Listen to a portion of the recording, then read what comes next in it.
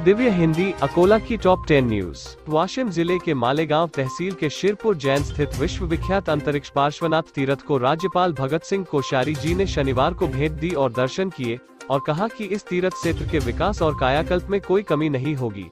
इस अवसर पर गुरुवर विमलहंस विजयजी महाराज, परमहंस विजयजी महाराज अंतरिक्ष पार्श्वनाथ संस्थान के ट्रस्टी उपस्थित थे। नेशनल मेडिकल कमीशन ने देश के निजी मेडिकल कॉलेजों और डीम्ड यूनिवर्सिटीज के लिए नया आदेश जारी किया है। इसके तहत निजी संस्थानों में MBBS और PG कोर्स की 50% सीटों के लिए फीस अब संबंधित राज्यों के सरकारी मेडिकल कॉलेजों से ज्यादा नहीं हो सकेगी, न ही मनमानी कैपिटेशन फीस वसूल सकेंगे। शहर के जेल चौराहे से अग्रसेन चौक तक जाने वाले निर्माणाधीन उड़ान पुल पर दुपहिया वाहन लेकर जाने के मामले दिव्य हिंदी न्यूज ने सामने लाए थे, जिसका संज्ञान लेकर पुलिस विभाग द्वारा शनिवार को देर शाम उड़ान पुल पर दुपहिया वाहन लेकर पहुंचे 22 लोगों के खिलाफ दंडात्मक कार्रवाई करते हुए उनसे कुल 10,000 रुपए जुर्माना वसूला गया।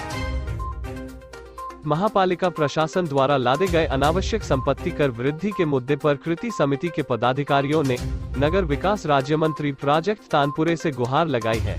कर वृद्धि के मुद्दे पर राज्य मंत्री के साथ विस्तृत चर्चा की। उस पर राज्य मंत्री ने 8 दिनों में बैठक आयोजित कर मामले पर निर्णय लेने का आश्वासन दिया। निर्माणाधीन नए हाईवे से DLC मशीन के कल पुर्जे चुराने वाले गिरोह के 3 सदस्यों को दबोचकर उनके पास से चोरी का माल जब्त करने का दावा LCB के एक दस्ते ने किया है। जब्त कल पुर्जों की कीमत 3,86,000 रुपए आंकी गई है। आगे की कार्रवाई के लिए जब्त माल सहित तीनों आरोपियों को पातुर पुलिस के हवाले कर दिया गया है।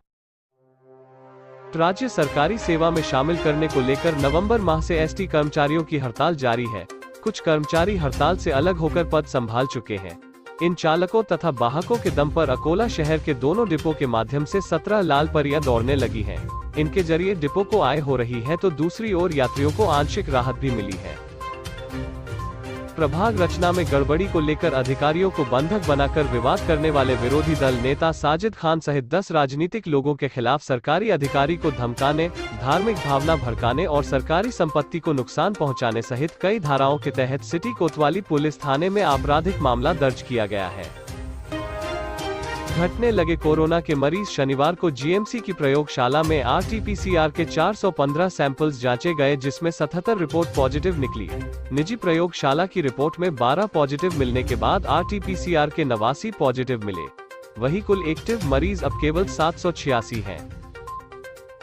पुलिस अधीक्षक द्वारा गठित विशेष दल ने शनिवार को बारशिटाकली के रंगारीपुरा में चल रहे जुआ अड्डे पर छापा मार कार्रवाई की। इस छापे में जुआ खेल रहे 5 आरोपी पकड़े गए। उनके पास से वली की सामग्री, नकद 24,880 रुपए, 10,000 रुपए मूल्य का एक मोबाइल मिलाकर 34,000 की सामग्री जब्त की।